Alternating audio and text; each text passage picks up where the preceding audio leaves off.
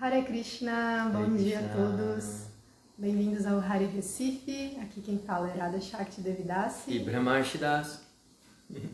Estamos aqui para iniciar aqui mais uma live do domingo. Todo domingo às 10 horas temos a live aqui no Hare Recife, trazendo temas acerca da espiritualidade.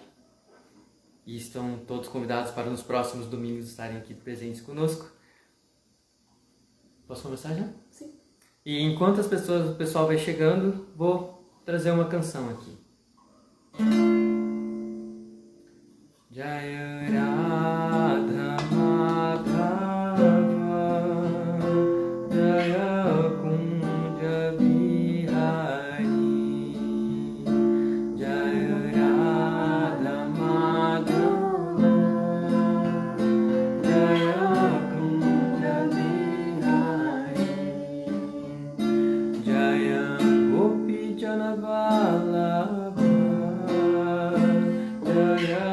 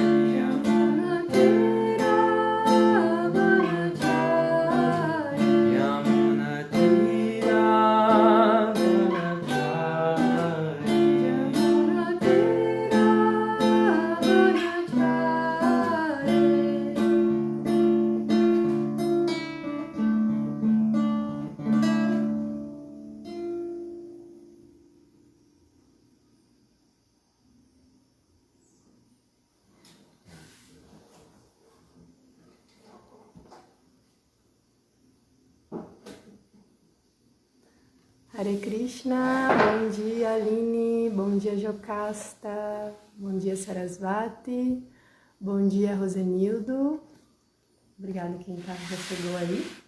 Então a gente vai falar um verso da Bhagavad Gita, o 10.54, que vai dar início à temática que a gente vai trazer. É 11.54. 11.54. Tá marcadinho? Antes de iniciar a leitura, a gente sempre recita o mantra Om Namo Bhagavate Vasudevaya. Então, vamos lá. Om Namo Bhagavate Vasudevaya. Om Namo Bhagavate Vasudevaya. Om Namo Bhagavate Vasudevaya. Om Namo Bhagavate Vasudevaya. Om Namo Bhagavate Vasudevaya. Om Namo Bhagavate Vasudevaya. Possamos nos conectar com esse conhecimento revelado e aprender alguma coisa para a nossa vida prática. Verso 54 do capítulo 11 é o seguinte: Bhaktya tvananyaya shakya aham evam vidhorjuna yatum drashtum cha tatvena praveshtum cha parantapa. Bhaktya, pelo serviço devocional, tu, mas ananyaya, sem estar misturado com atividades fruitivas ou conhecimento especulativo. Shakya, possível. Aham, eu. Evam vidha, dessa forma. Arjuna, ó Arjuna. Jnatum, conhecer. Drashtum, ver. Cha, e. Tatvena, de fato. Praveshtum, entrar em. Cha, também. Parantapa, ó pessoa de braços poderosos. A tradução dada por Srila Prabhupada é a seguinte: meu querido Arjuna, somente pelo serviço devocional indiviso é possível compreender-me como sou, tal qual me apresento diante de ti, e assim poder me ver diretamente. Só dessa maneira podes ingressar nos mistérios da compreensão acerca de mim. Vou ler mais uma vez que é importante. Meu querido Arjuna, somente pelo serviço devocional indiviso é possível compreender-me como sou, tal qual me apresento diante de ti, e assim poder me ver diretamente. Só dessa maneira podes ingressar nos mistérios da compreensão acerca de mim. Fechar porque ele não fica aberto.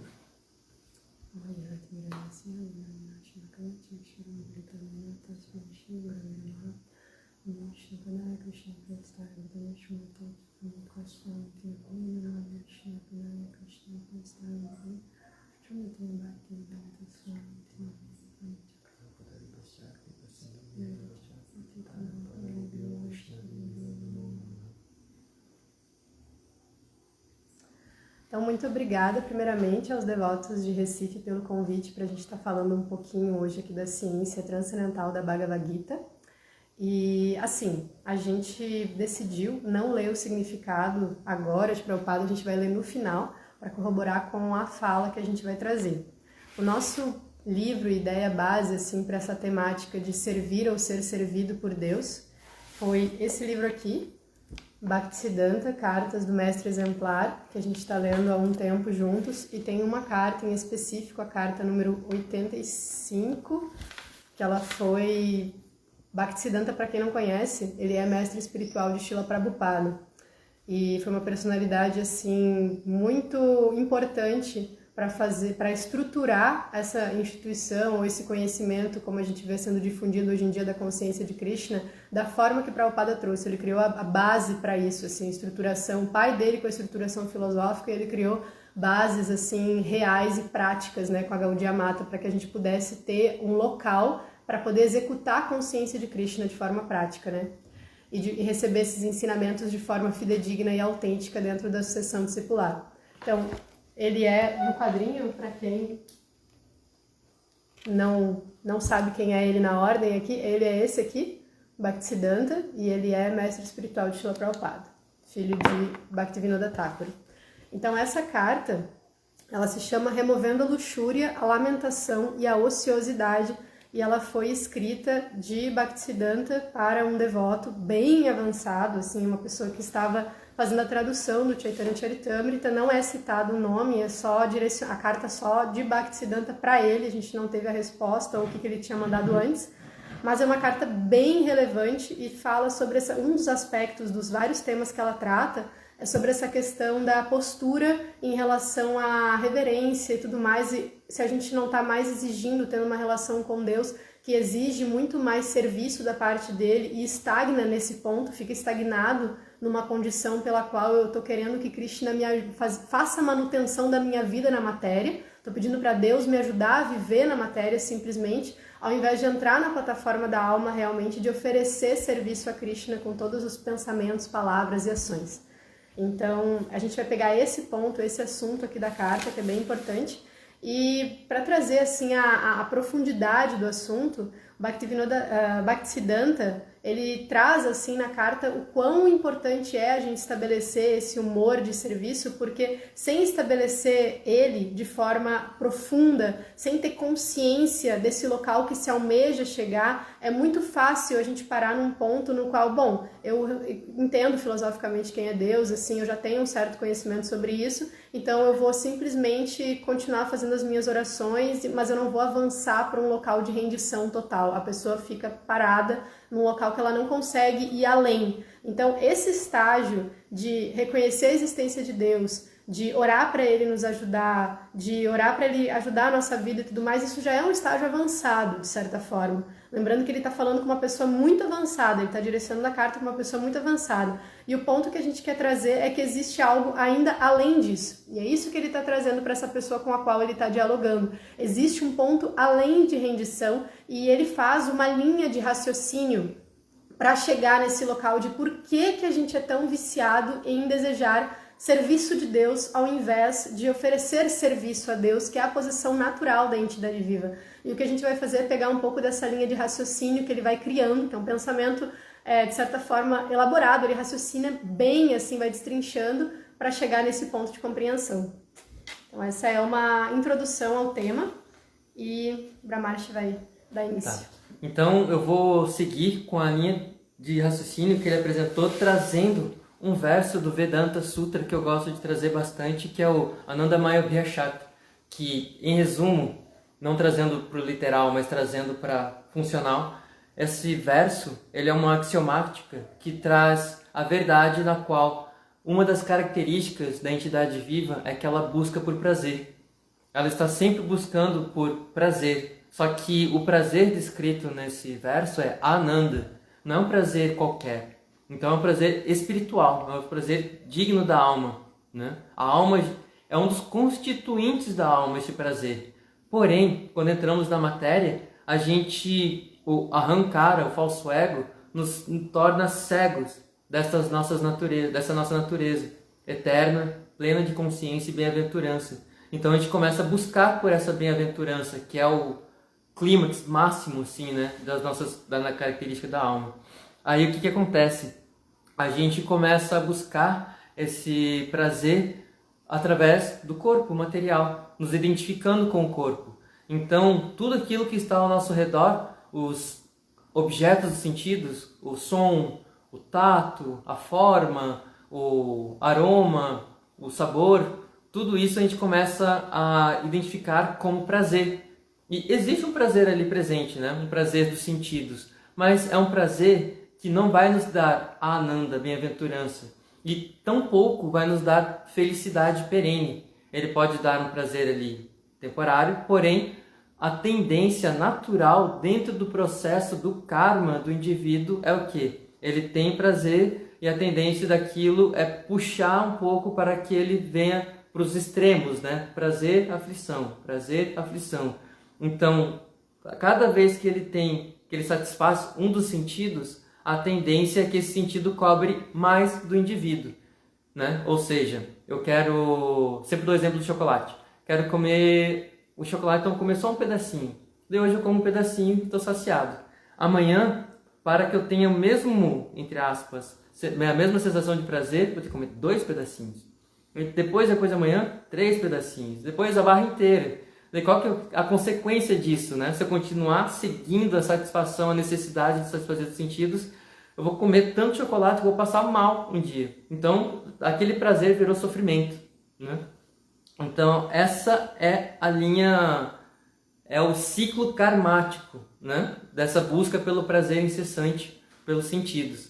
E a tendência, repetindo o que eu falei no começo, da alma, é buscar prazer, é buscar essa sua constituição natural. Porém, no corpo, vai estar sempre fadado a essa busca eterna, contínua, que vai levar sempre a felicidade e sofrimento, prazer e dor, prazer e dor. Esse é o princípio essencial aí. Aham. E qual que é o ponto chave que vai entrar bem na carta de Bhaktisiddhanta também para a gente compreender? Quando isso entra para com outro indivíduo, para com outra entidade viva. Se a gente... Existe um estágio de consciência que a gente fica preso se satisfazer da satisfação dos sentidos ao ponto de olhar o outro como um objeto do meu prazer. Então, eu tenho uma namorada, Radha Shakti, e aí a forma dela satisfaz a minha visão. A voz dela atrai meus ouvidos. Quando a gente se relaciona, quando a gente se beija, o paladar, tudo, tipo, todos os sentidos são ocupados. Eu posso simplesmente olhar ela como objeto dos meus sentidos. E a tendência natural, bem entre aspas, natural do corpo é esta. É observar o outro, o indivíduo, como objeto de sentido. Qual é o problema disso? A gente não se relaciona com o indivíduo. A gente só está se relacionando com os nossos próprios sentidos. É importante dizer que isso é uma coisa automática, não é uma coisa que é raciocinada na hora que a gente está se relacionando. Ela é automática, não é que ela seja imbuída de maldade, ela simplesmente é um mecanismo. Quando a gente não está olhando filosoficamente as coisas, isso vai acontecer automaticamente. Os nossos sentidos vão agir assim, é como uma máquina, ela vai funcionar de acordo com o funcionamento mecânico dela. Como eu falei, é natural. O corpo, a inteligência, a mente vai nos levar para esse direcionamento se a gente não der um direcionamento apropriado. E como eu falei, consequência disso, a gente perde o local fundamental de onde a gente vai encontrar Ananda, que é através dos relacionamentos reais, né? Não esse relacionamento de troca, de gozo dos sentidos. Ela me dá prazer, eu dou prazer para ela e assim fica. Então, como eu trouxe no início, Bhaktisiddhanta ele está trazendo essa carta para uma pessoa bem avançada, então ele vai tocar em pontos bem profundos na fala dele. E tem raciocínios filosóficos muito profundos nesse sentido. Algumas coisas até podem vir a incomodar a gente, mas é que a gente tem que ver também para quem que ele tá, quem está falando, Bhaktisiddhanta, para quem está dizendo, alguém muito elevado também. Mas é importante que a gente discuta e ouça esses debates para que a gente possa ter um parâmetro mais longe, a gente sempre possa ver uma meta mais longe, né? Então, Bhaktisiddhanta, um dos primeiros pontos do raciocínio que ele vai trazer na carta é a questão do parâmetro das relações materiais, que nem o Brahmari estava trazendo. Então, ao invés... Uma coisa bem clara, assim, resumindo o raciocínio, a gente se relaciona de verdade com as entidades vivas quando a gente coloca Deus e Krishna nas relações. Isso é um relacionamento verdadeiro. Bhaktisiddhanta vai trazer assim como que a gente se relaciona com os outros, quando a gente está envolvido materialmente, a gente se relaciona com os outros através do gozo dos sentidos, objeto dos sentidos. Ou seja, não é a entidade viva se relacionando com a entidade viva. É muito mais uma relação dos meus sentidos, observando os objetos, e isso não só com pessoas, né? Pode ser com qualquer outro objeto. Se a gente não reconhece os objetos palpáveis como formas da gente chegar a Krishna, como meios da gente servir a Krishna, que nem quando a gente reconhece a presença de Balarama, quando a gente reconhece a presença do Guru. Então, o que Balarama tem essa coisa de Balarama ser o irmão de Krishna, uma expansão de Krishna, e ele se transforma na parafernália de adoração a Krishna. Então, a gente pode começar a reconhecer os objetos desse mundo como plausíveis de adoração a Krishna. A gente usa os elementos da matéria que vem do próprio Senhor Supremo a serviço dele de volta. Isso é o que o Guru faz. Balarama representa o Guru. Então, o Guru ele vai tornar possível com que a gente espiritualize a nossa vida. E o que é espiritualizar a nossa vida? Transformar esses objetos que eram antes objetos dos sentidos em objetos de serviço a Krishna. Por isso que é bem delicada essa ideia de que existe neutralidade, né? Ou a gente está reconhecendo esses objetos como nosso gozo, ou a gente está vendo toda a parafernália em torno da gente, isso inclui entidades vivas, como meios de se desenvolver serviço a Krishna, e esse é o movimento natural da vida. Mas para chegar nesse ponto a gente tem que ter um raciocínio filosófico, o nosso background, assim, da nossa mente, da nossa visão tem que ser filosófico, senão fica muito difícil de atingir isso naturalmente. Também através da associação com grandes almas, isso é possível, né? Porque como a devoção ela é contaminadora, né? Então, estando na associação com uma grande alma, a gente passa a poder ter essa perspectiva também. E aí, Srila Bhaktisiddhanta vai trazer que a gente faz uma substituição. Quando a gente se relaciona com as pessoas através dos sentidos, como objetos dos sentidos e com as coisas também dessa forma, a gente faz uma substituição. Em vez da gente considerar, ele vai usar um exemplo bem específico, ele vai afinalar para as relações familiares, mas vocês podem ampliar esse exemplo, né? Ele vai usar como as relações familiares, a pessoa vai passar a servir somente os seus entes queridos, como se eles fossem os únicos dignos de serviço. É o que Prabhupada vai trazer em muitos livros como o egoísmo expandido. Ele vai trazer essa ideia de que, bom, para eu fazer a manutenção do meu gozo dos sentidos, então eu vou cuidar de toda a parafernália que faz parte do meu gozo dos sentidos. Não que não tenha uma tentativa de afeto, não que não tenha sentimentos positivos dentro disso, mas dentro de uma perspectiva de uma alma liberada como Bhaktisiddhanta, ele está trazendo, olha, prestem atenção, porque talvez você esteja só fazendo a manutenção do seu estado na prisão, você esteja fazendo a manutenção para você continuar na prisão material. E ele vai trazer que, bom, você vai começar a dar uma total atenção de serviço para esses objetos do seu gozo dos sentidos, para servir a eles de forma que eles continuem lhe dando gozo dos sentidos, e vai excluir totalmente a possibilidade, aí ele vai dar um exemplo bem específico de que Krishna seja o seu único filho, assim ele vai dizer, de que Krishna seja a única entidade viva que você tenha que realmente cuidar e dar atenção. E muitas vezes a gente acaba entendendo isso da forma errada, no sentido de que a pessoa entra num estado imaturo e fanático, no qual ela pensa que Krishna é uma entidade viva deslocada das suas potências. E no canto 1 do Bhagavatam, quando Narada Muni está instruindo Srila Vyasadeva, ele vai trazer para Vyasadeva a compreensão correta do Bhagavatam. Brahmaji vai falar um pouquinho mais sobre isso mais para frente, mas ele vai trazer qual é a realização de Krishna completa. E Vyasadeva realiza, através das instruções de Narada Muni, Krishna com todas as suas potências, ou seja, energia interna, energia externa, a energia marginal e as relações entre elas. Essas são as relações entre os tattvas, sobre as verdades transcendentais. E dessa forma, a gente entendendo como as energias se relacionam, a gente sai desse estágio fanático no qual a gente só vê Krishna de forma estática, de forma mundana, mas aí a gente consegue se relacionar com tudo, vendo como Krishna se relaciona com as diferentes potências dele. E aí depois ele vai trazendo essa substituição do serviço aos objetos do gozo dos sentidos, que a gente sai da plataforma de serviço devocional, porque é evidente que a gente está servindo aos objetos de gozo dos sentidos, perde a raça com Krishna, então já não existe aquela relação, aquela doçura, o humor específico de relacionamento com Krishna, e a consciência se degrada. E olha que interessante a consequência que ele coloca disso. A pessoa que ainda almeja ter uma religiosidade, ela vai reduzir os princípios religiosos a uma caridade mundana, ele vai trazer. Então, dentro desse estágio de ilusão, quando a gente tirou Krishna do centro de serviço, a religiosidade passa a se resumir a princípios mundanos. Então, essa é toda a linha de raciocínio que Bhaktisiddhanta vai criando. Pensando nessa ideia, veja só, Karma, Artha, Kama e Moksha, que são os 4 princípios da religiosidade, se tornam completamente, como Radha Shakti falou, princípios para que eu possa desfrutar melhor desse mundo. Eu começo a desenvolver uma ciência para como viver bem dentro da prisão. Como Radha Shakti também mencionou, que Bhaktisiddhanta apresenta na carta, como eu posso viver bem dentro dessa prisão mesmo, literalmente. Então, eu quero trazer que ela falou sobre Narada Muni e Vyasadeva, ponto bem importante. Quando Narada Muni se aproxima de Vyasadeva, quando Vyasadeva está em conflito interno, ele está, poxa, eu já fiz tudo, já escrevi todas as escrituras védicas com o propósito de beneficiar todas as pessoas em geral, e ainda continuo insatisfeito, o que está acontecendo?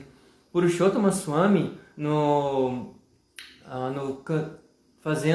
lendo o verso 3 do Srimad Bhagavatam, canto 1, capítulo 1, no Mayapur TV, ele menciona que Narada Muni não só corrige Vyasadeva, mostrando para ele que ele não apresentou a meta última, ele não descreveu sobre as glórias de Krishna propriamente dito diretamente, de acordo com a visão dele, conclusão final, ele conduziu indiretamente, por não ter trazido essa meta última, a humanidade ao completo fracasso. Por quê? Ele traz toda uma ciência terapêutica, passo a passo, para que todas as pessoas, até as pessoas com um estado de consciência mais abominável, consigam se elevar a uma plataforma de consciência a qual ele possa ser um desfrutador refinado.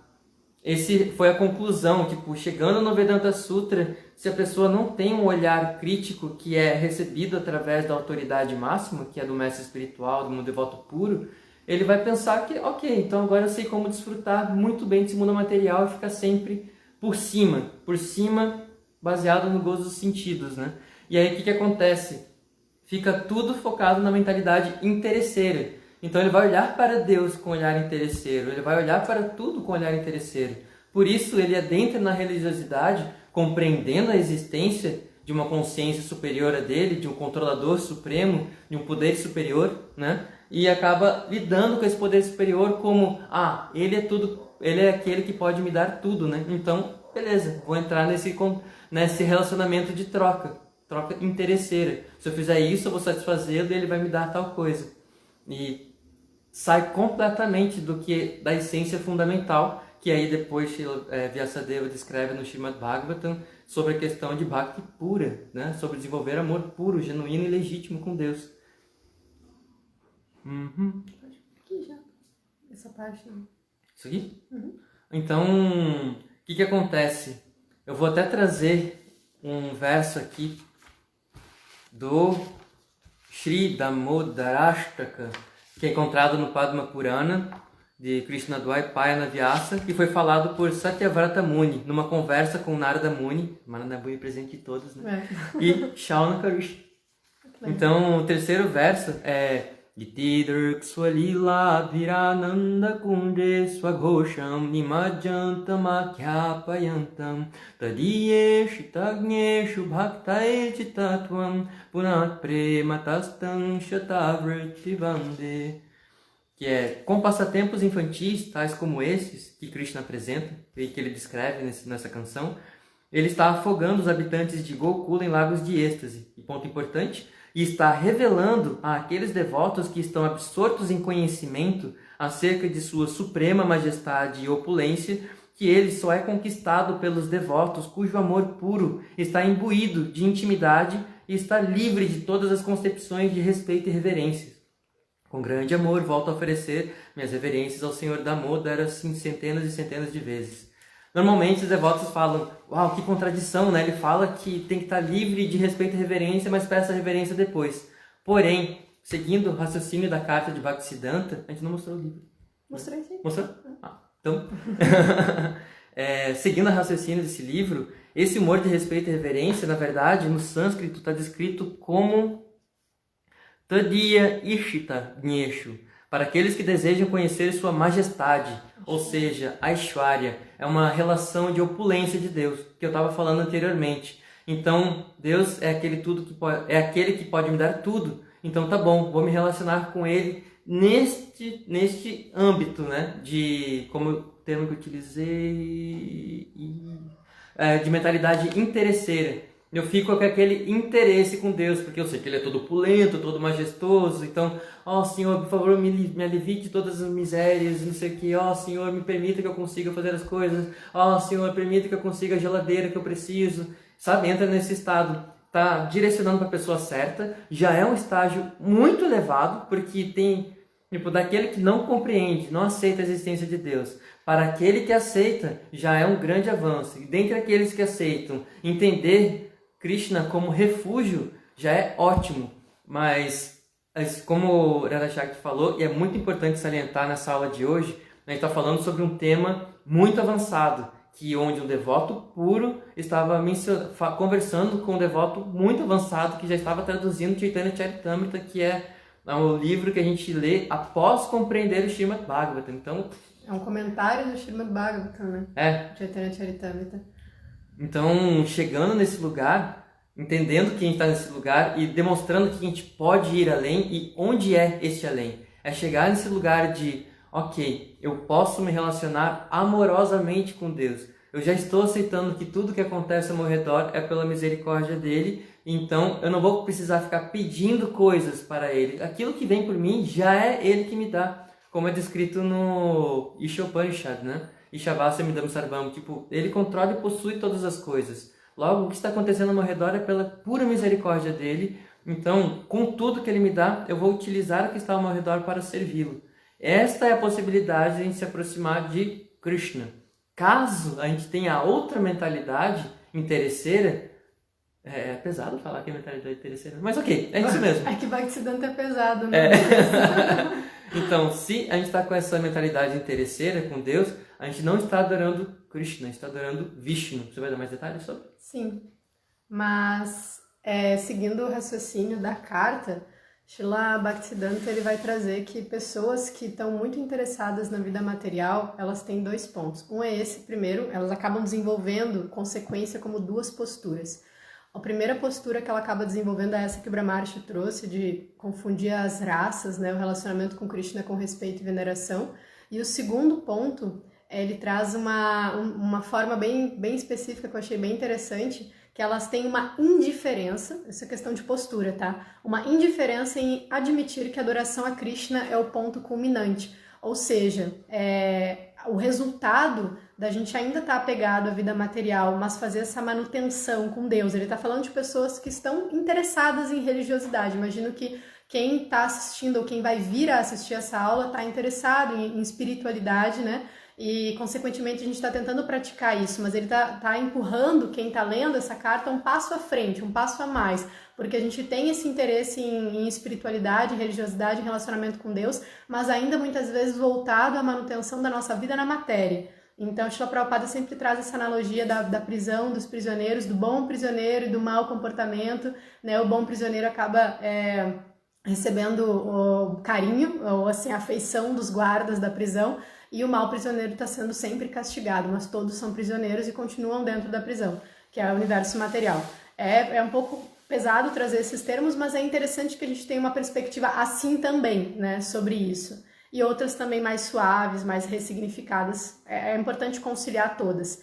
E esse resultado de postura, de interesse para com Deus, por causa do apego à vida material que ainda não está se olhando ela gera uma postura negligente. Eu acho que, né, indiferença está bem relacionada à negligência, em colocar Krishna como a meta, o ponto culminante, ou seja, o serviço a Krishna, estar me relacionando com Krishna realmente já é o estágio culminante da coisa. E é uma sutileza, é uma delicadeza, porque enquanto a gente está praticando serviço devocional, a gente não está vendo que o serviço devocional é a meta em si. Em vez de estar totalmente presente no relacionamento com Krishna na hora que a gente está executando o serviço devocional, a gente às vezes está executando o serviço devocional para receber coisas, orando para que quando eu atingir pureza, aí sim, sendo que o serviço devocional em si já é a meta. O poder praticar o serviço devocional associado com os devotos ou servindo a uma missão, como, por exemplo, como a ISKCON, que é uma missão que foi Srila Prabhupada que criou, que é um devoto puro, só isso já é o ponto culminante em si, né? O serviço devocional em si.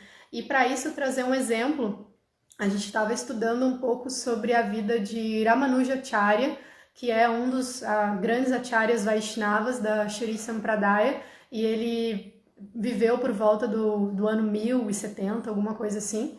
E assim, a gente estava vendo um filme, depois a gente tinha uma palestra sobre ele, estava conversando sobre, e ao longo da vida dele, lá em Sri Rangam, onde eles adoram a deidade de Ranganatha, existia toda uma sociedade de brahmanas ritualísticos, assim, bem forte, bem fortalecida, que a gente chama dos brahmanas smartas, assim, que eles estavam bem apegados a essa questão das castas, ainda naquela época, né? Sobre os brahmanas, os kshatriyas, os vaishyas e os shudras, essas diferentes naturezas relacionadas a atividades nesse mundo. E esses brahmanas, eles eram bem apegados à posição deles e muito à ritualística. Então a ritualística era o centro, a ritualística é o ponto culminante. As castas, elas eram importantes para eles, porque eles defenderem a casta defendia a posição deles como brahmanas. E Ramanujacharya, esse grande servo puro de Deus, assim, que veio nesse período, ele até é uma expansão, né?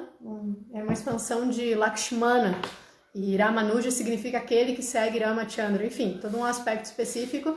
E ele nasce em família de brahmanas, ele está dentro dessa casta de brahmanas, mas um dos pontos mais revolucionários de várias coisas incríveis que ele fez, mas uma delas foi ele não corroborar, não alimentar esse preconceito de castas, não agir de acordo com isso. Ou seja, a postura deles era tão rígida que a própria esposa de Ramanuja, quando o mestre espiritual de Ramanuja, que era de uma casta que era Shudra, acredito, era de uma casta inferior, não é especificado se ele era Vaishya, se era Shudra ou se era qualquer coisa assim, mas era considerado de uma casta inferior, com a sua esposa, que também era da mesma casta, foram na casa de Ramanuja, a própria esposa trata ela mal, assim, do tipo, sua água tocou na minha água, vou ter que descontaminar ela e tal.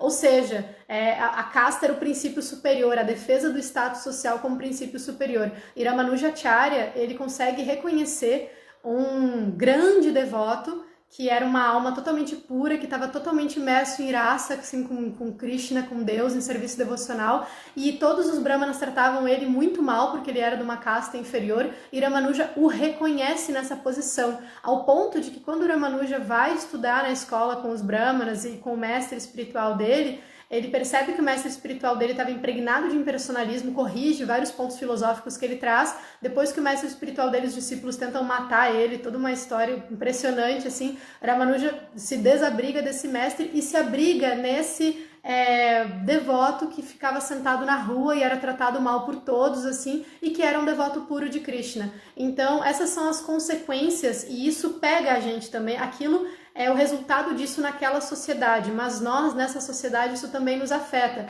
Quando a gente tenta medir a devoção e o amor por Deus por aspectos externos, então a gente vai se apegar a fatores que não é exatamente o quê? Serviço, entrega, raça, humor, relacionamento. Isso tem sintomas muito específicos, né? Ramanuja pôde perceber que aquele devoto largado na rua, que era maltratado, etc., era um devoto puro porque ele sabia reconhecer os sinais da devoção pura. Por isso que Srila Prabhupada bate tanto na tecla, e nas escrituras em geral a gente vê os aspectos de sintomas de devoção pura.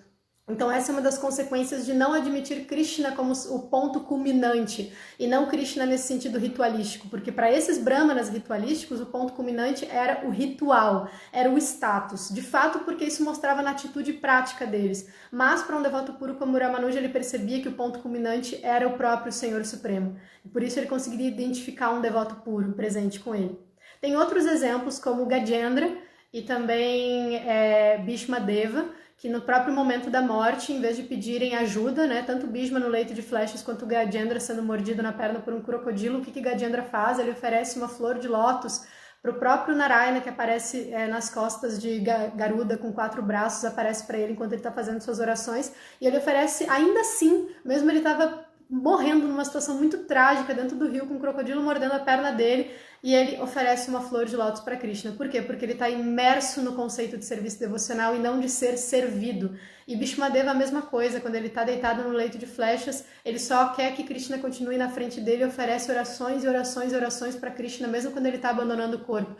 É tão significativo isso porque ambas personalidades estavam morrendo e elas estavam na frente de Deus. E Deus é a vida e a morte. Deus poderia alterar o destino delas e salvar elas. E elas não pedem isso. O que normalmente a gente faz, assim, quase 99,9% dos casos. A gente vai pedir, por favor, me salva dessa situação, alivia minha dor, não deixa que eu morra, ou me mata logo, ou pede qualquer coisa para o Senhor Supremo para que ele nos sirva. Então essa posição de devoção pura que a gente almeja alcançar é um total, é um fixo absoluto na ideia de servir a Deus, né? Nesse relacionamento. E Krishna vai reciprocar naturalmente nesse aspecto.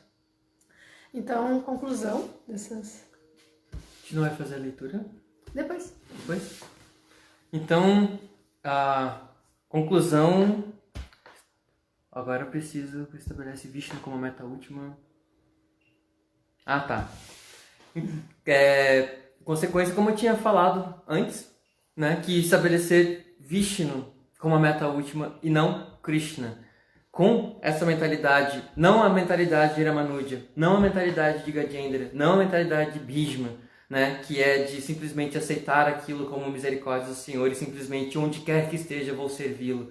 Está buscando alívio das aflições, está buscando prazer, né? Tem um relacionamento interesseiro com Deus, você não vai se associar diretamente com Krishna. Krishna é Rasaraja, ele é o Senhor de todas as doçuras de relacionamento transcendental. E por ele ser esse Senhor de toda doçura, ele só vai se aproximar daquele, só vai revelar de sua intimidade para com aquele que está livre de qualquer tipo de respeito e reverência no sentido, como eu falei anteriormente, né? Com esse sentido de interesse, né? A gente também faz isso. Se a gente saca que o indivíduo é interesseiro para com a gente não vai ficar revelando, vai ficar fazendo amizadezinha e tal, não sei o que, aquela coisa ali pontual, né? Como se fosse relacionamento lá do chefe com um funcionário terceiro ou com o dono de uma loja de doce, o freguês.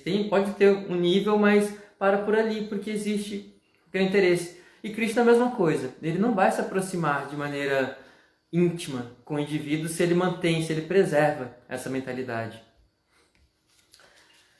E A gente queria trazer um trechinho, como o assunto ele é todo desenvolvendo o raciocínio de Bhaktisiddhanta, eu que sou viciada em fazer esquema de palestras, contaminei o Brahmático, e a gente está seguindo um esquema aqui, mas eu gostaria de trazer um trecho da leitura da própria carta para a gente entender bem como que Bhaktisiddhanta está trazendo esse assunto. Vou trazer 2 trechinhos. Como não conseguimos compreender a relação entre os caminhos dos princípios reguladores e do apego, consideramos o Senhor Vishnu como um amigo altamente respeitável e nos consideramos muito caídos.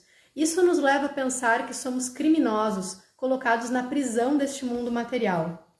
Vendo a supremamente pura atmosfera do mundo espiritual no espelho do mundo material, o qual é incompleto e pervertido, e estando ansiosos para poluir no reino das qualidades mundanas o conceito transcendental, exigimos serviço do Senhor Krishna, conforme o procedimento adotado por Arjuna, fazendo dele o seu instrutor, ao invés de aceitarmos a onipotente personalidade de Deus como nosso amante, nosso filho, nosso amigo ou nosso mestre.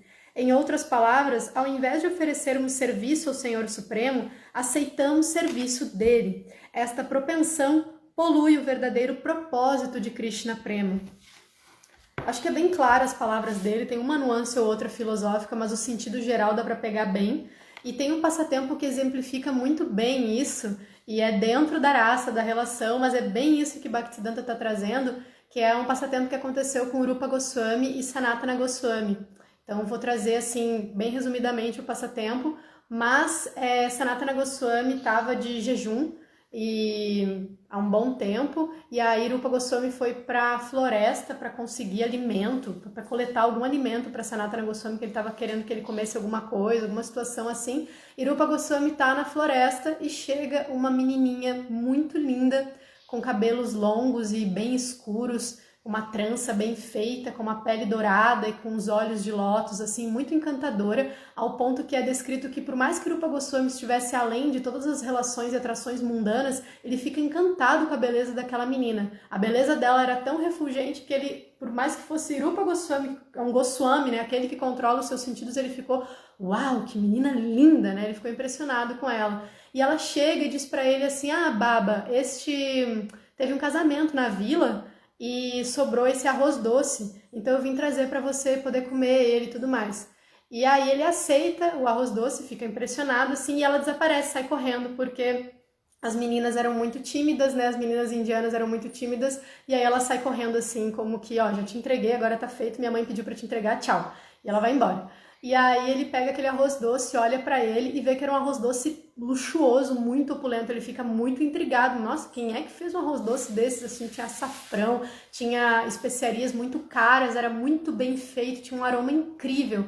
Aí ele vai levar esse arroz doce pra Sanatana Goswami, que tá focado no seu bhajana, né? Tá escrevendo as escrituras e tudo mais. E quando ele apresenta o arroz doce pra Sanatana Goswami, Sanatana olha assim, ele fica, tá, mas quem é que trouxe isso? Como é que você conseguiu isso na floresta, assim? Da onde um arroz doce incrível desse na floresta e tudo mais?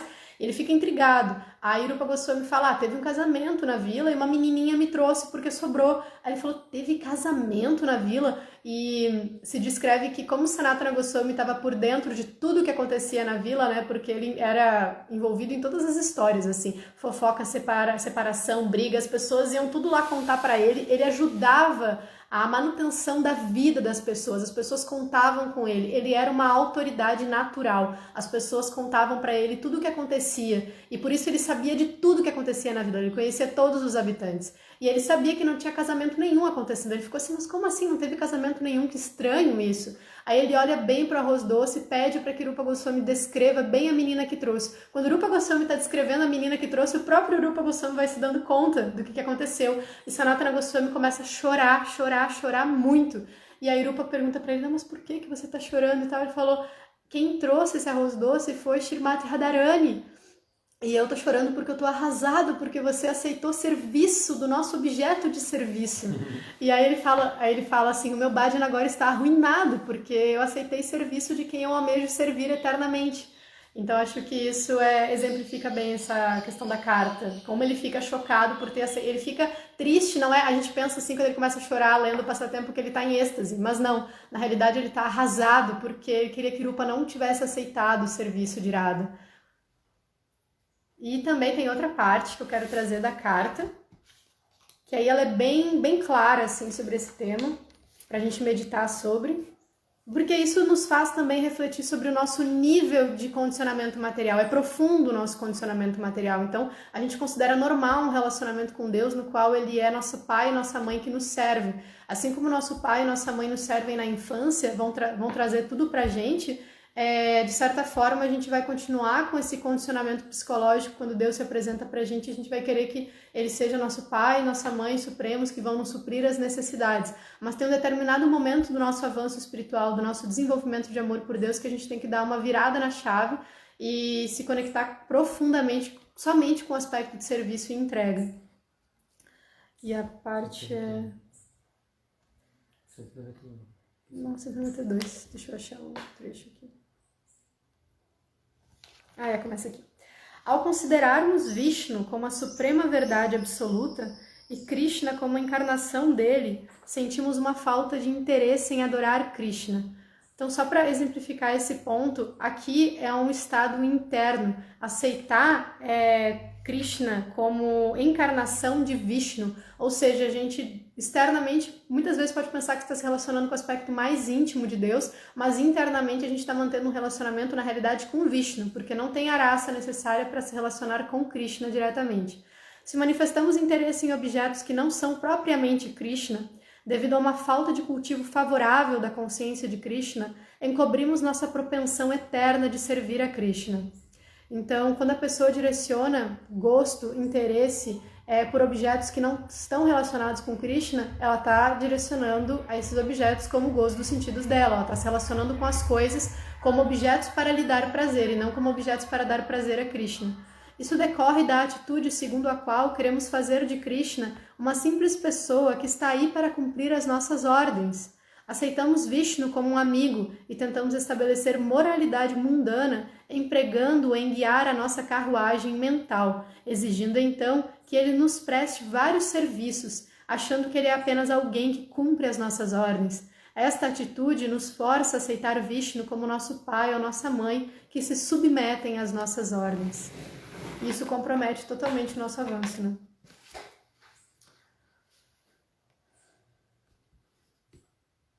Aí, Srila Bhaktisiddhanta ele vai trazer, eu já falei, mas só para reforçar, Srila Bhaktisiddhanta vai trazer que ele traz uma analogia do nosso relacionamento com os nossos pais na infância. Então, como crianças, a gente ainda é servido pelos nossos pais e tudo mais, e depois, quando a gente cresce, a gente vai acabar fazendo a mesma coisa. E, analogamente, a gente vai cultivando, e dentro dessa postura da prisão material, a gente vai cultivando o quê? Karma positivo, e vamos somar esse karma positivo a uma religiosidade mundana com aspecto de reverência para com Deus, e a gente vai se tornar, boas pessoas que querem servir os outros de forma boa, para que a gente seja bons prisioneiros da prisão. Isso é ruim? Não é ruim, mas ainda dentro de uma perspectiva transcendental e pura, como o Bhaktisiddhanta está trazendo aqui, ainda está muito longe do amor puro por Deus, ainda não é o local da alma de serviço e entrega absolutos. É um local ainda da vaidade, é um local ainda do ego, é um ego contaminado com conhecimento incompleto. É um conhecimento que ainda não é perfeito.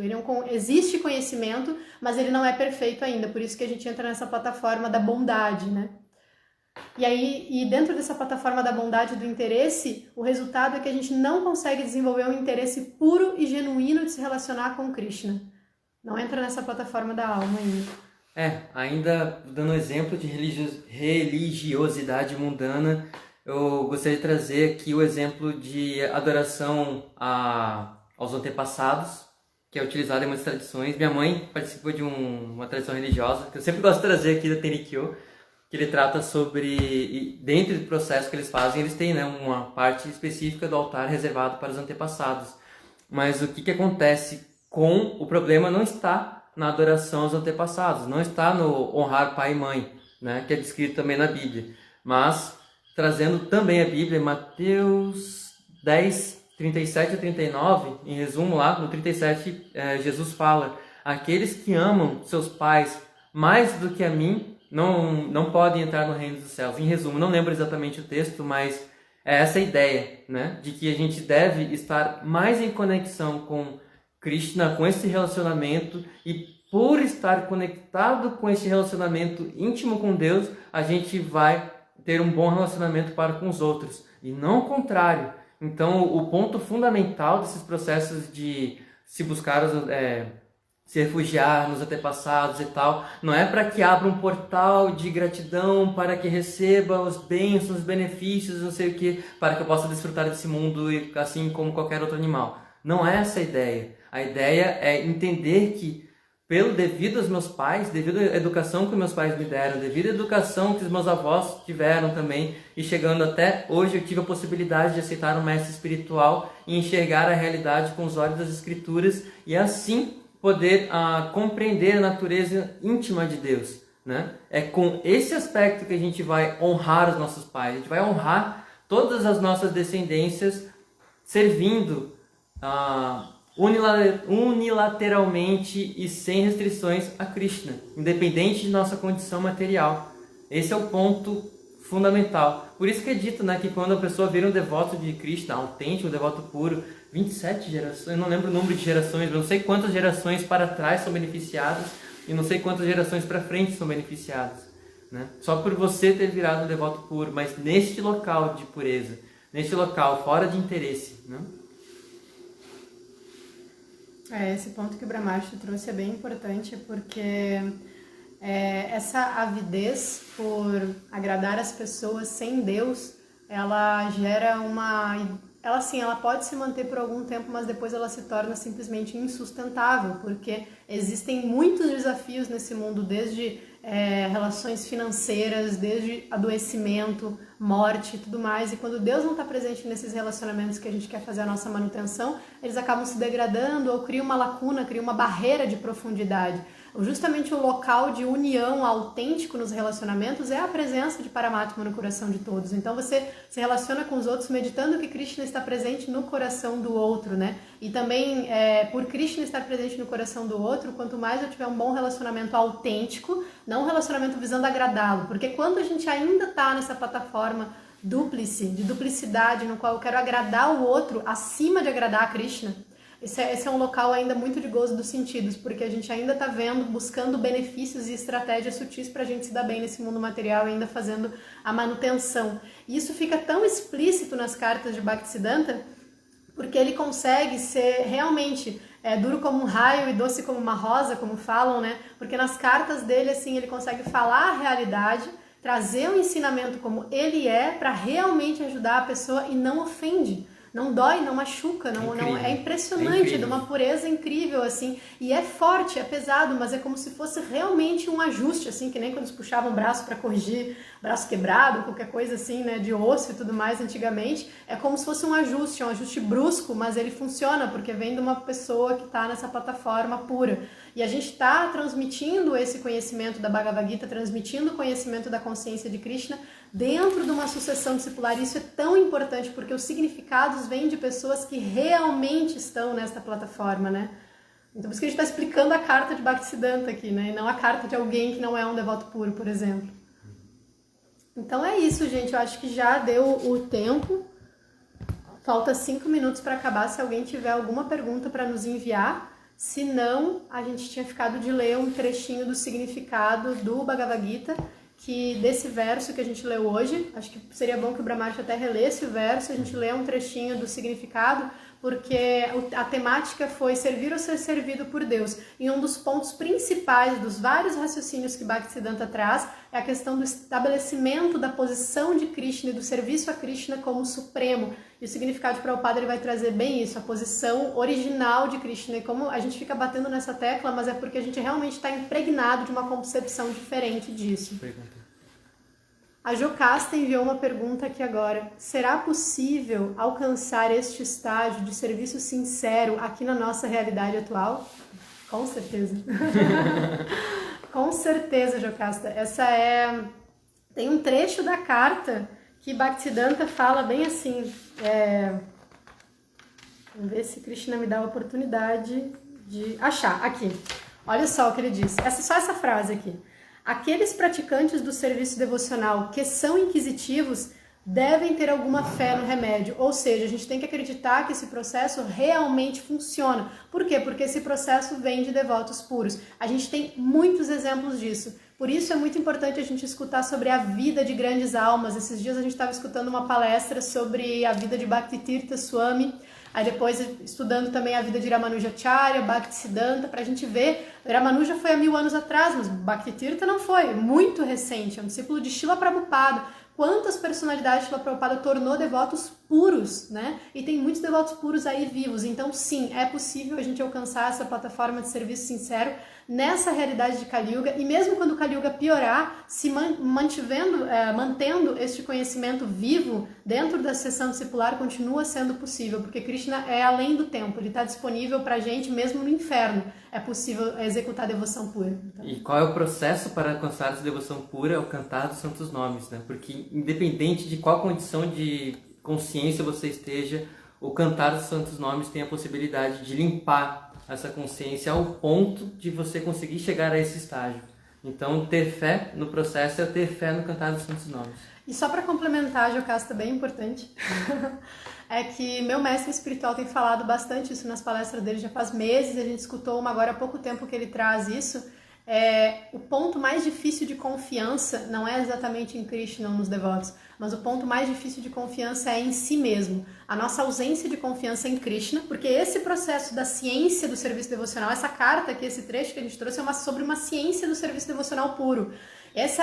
Ele é puro, ele é prático, ele é efetivo. Só que o problema é a gente confiar na nossa própria sinceridade na execução desse processo, né? A confiança em nós mesmos, ela se reflete na nossa confiança em Krishna. A gente não confia adequadamente em Krishna porque a gente não confia na gente mesmo de forma adequada. Esse é o mais difícil. A gente confiar na nossa sinceridade no nosso serviço. Confiar que a gente está fazendo o que é realmente efetivo. Isso. Bah. Bom, estamos aqui nos últimos minutos, eu acho que dá tempo de ler. Mas caso, eu não sei se ainda no Hare Recife está rolando aquela coisa de interromper, eu ia falar já com 5 minutos antes, tu não falou, acho que dá para estender. Tá. A gente só vou ler o verso 54 de novo e a parte do significado que a gente gostaria de trazer aqui. O verso é: meu querido Arjuna, somente pelo serviço devocional indiviso é possível compreender-me como sou, tal qual me apresento diante de ti, e assim poder me ver diretamente. Só dessa maneira podes ingressar nos mistérios da compreensão acerca de mim. Lembrando que esse capítulo 11, né? E Krishna faz toda uma evolução, revelou a forma universal para Arjuna, depois de revelar a forma universal para voltar na forma de 2 braços, primeiro ele mostra a forma de 4 braços, para depois vir a forma de Krishna. Então existe esse avanço no processo de como enxergamos Deus, né? Existe esse aspecto impessoal, presente em todas as coisas, entender Deus presente no lugar, na natureza, no mundo. Depois existe esse aspecto Aishwarya, de entendê-lo como o potente, o senhor de todas as opulências, e entrar num relacionamento interesseiro para depois chegar no relacionamento íntimo. Rasaraja. Rasaraja, que é o ponto. Tá aqui, né? Aqui. Direto? Porque senão vai ficar muito longo. Então tá bom, vou ler direto aqui, só para confirmar Krishna. Na literatura védica, do Gopala Tapani Upanishad, aparece a seguinte afirmação: Satchidananda Rupaya Krishnaya Klishtakarine Namo Vedanta Vedyaya Gurave Buddhi Sakshine. Ofereço minhas respeitosas reverências a Krishna, que tem uma forma transcendental de bem-aventurança, eternidade e conhecimento. Ofereço-lhe meus respeitos, porque compreendê-lo significa compreender os Vedas, e ele é, portanto, o mestre espiritual supremo. Depois se diz que Krishna vai Paramandaivatam. Krishna é a suprema personalidade de Deus. Isso Gopala Tapani 1.3. E Eko Vashi Sarvaga Krishna Idyaha. Krishna é a suprema personalidade de Deus e ele é digno de adoração. Eko Pisan Bahudha Yo Vabhati. Krishna é um só, mas ele se manifesta em formas ilimitadas e expande-se em muitas encarnações. Gopala Tapani 1.21. E a Brahma Samhita diz no 5.1: Ishvara Parama Krishna Satchidananda Vigraha Anadiradi Govinda Sarva Karana Karanam. A suprema personalidade de Deus é Krishna, que tem um corpo de eternidade, conhecimento e bem-aventurança. Ele não tem começo, pois ele é o princípio de tudo. Ele é a causa de todas as causas. Em outra passagem está dito que Yatravatirnam Krishnakhyam Param Brahmanarakorti. A suprema verdade absoluta é uma pessoa. Seu nome é Krishna, e ele às vezes desce a esta terra. De modo semelhante, encontramos no Srimad Bhagavatam uma descrição de todas as espécies de encarnações da Suprema Personalidade de Deus, e, nesta lista, também aparece o nome de Krishna. Em seguida, porém, declara-se que Krishna não é uma encarnação de Deus, mas a própria Suprema Personalidade de Deus original. Ete chamsa kala pumsa krishnastu bhagavan swayam. Igualmente, o Senhor diz na Bhagavad Gita que Mata parataram nanyat. Não existe nada superior à minha forma como Krishna, a personalidade de Deus. Em outra passagem da Bhagavad Gita, ele também diz que Ahamadirhidevanam, eu sou a origem de todos os semideuses. E depois de obter de Krishna a compreensão sobre a Bhagavad Gita, Arjuna fez esta mesma confirmação com as seguintes palavras: Param Brahma, Param Dhamma, Pavitram Paramam Bhavan. Agora compreendo plenamente que és a suprema personalidade de Deus, a verdade absoluta, e que és o refúgio de tudo. Portanto, a forma universal que Krishna mostrou a Arjuna não é a forma original de Deus. Original é a forma de Krishna. A forma universal, com suas milhares e milhares de cabeças e mãos, manifesta-se apenas para despertar o interesse daqueles que não têm amor por Deus. Não é essa a forma original de Deus. A forma universal... Só para aqui? Ponto para reforçar aquilo que a gente vem trazendo. Compreender Krishna como a suprema personalidade de Deus, a fonte última, a causa de todas as causas, é neste nível de relacionamento. É Deus como Irasaradi, o Senhor de todas as doçuras. Isto é Krishna. Não é simplesmente um aspecto sectário, não, é um aspecto íntimo, último, da verdade última. Essa é a compreensão máxima dos Vedas. Também, bom, gente, encerrando aqui, o Brahmarshi leu 3 ou 4 parágrafos do significado, mas quem quiser ler todo o significado, daí é o 1154, um significado bem grande, tem 2, 3 páginas, e é bem bonito sobre esse estabelecimento da posição de Krishna, é algo que a gente tem que estar sempre revendo. E fica a mensagem final assim da atitude prática. Eu sei que a carta ela é um pouco elaborada, o raciocínio é elaborado, o Bhaktisiddhanta tem todo um raciocínio filosófico muito profundo, a gente fica impressionado assim, lendo as cartas dele, é impressionante. Mas atitude prática, quando a gente estiver executando o serviço devocional, que a gente possa compreender que aquele momento é muito especial para a gente estabelecer um relacionamento autêntico com Krishna e que o serviço devocional a Krishna é o ponto culminante, ou seja, vamos dar valor às oportunidades de servir que a gente tiver e vamos tentar fazer elas com o maior empenho possível, sem contaminar elas com o modo da paixão ou qualquer coisa assim. Não é fazer quantidade, mas é fazer com a consciência correta, o que a gente acha assim, bom, naquele momento eu posso executar esse serviço com essa qualidade e vou estar me relacionando com Krishna naquele momento, né? O serviço devocional é a grande chave para a gente poder se relacionar com Krishna, não existe outra forma fora do serviço devocional. Então... é isso. E serviço devocional, pensem não só como coisas práticas, assim, de atitudes corpóreas, de correr para lá e para cá, etc., assim, mas também como lembrança de Krishna, recitação dos nomes de Krishna, conversar sobre Krishna, tudo isso dentro de uma relação com gunas, com o modo da natureza aprazível, né? Que feche bem com o humor de introspecção e de relacionamento com Deus, que a gente não faça isso só de forma apaixonada. Então, obrigada pela oportunidade. Agora vamos ler os comentários aqui. Dói Paina colocou aqui um comentário: amo vocês um pouquinho mais, Brahmarshi um pouquinho menos, Arada Shakti que levou de Recife. Não, Brahmarshi e um pouquinho menos Arada Shakti que levou ele de Recife. Gente, eu me senti tão culpada por isso. Brahmarshi, eu me senti culpada. Conversando com a Vishnu Priya, eu falei, tô culpada. Mas é isso. Obrigada por me emprestarem o Brahmarshi também. Vai devolver com acréscimo de juros e...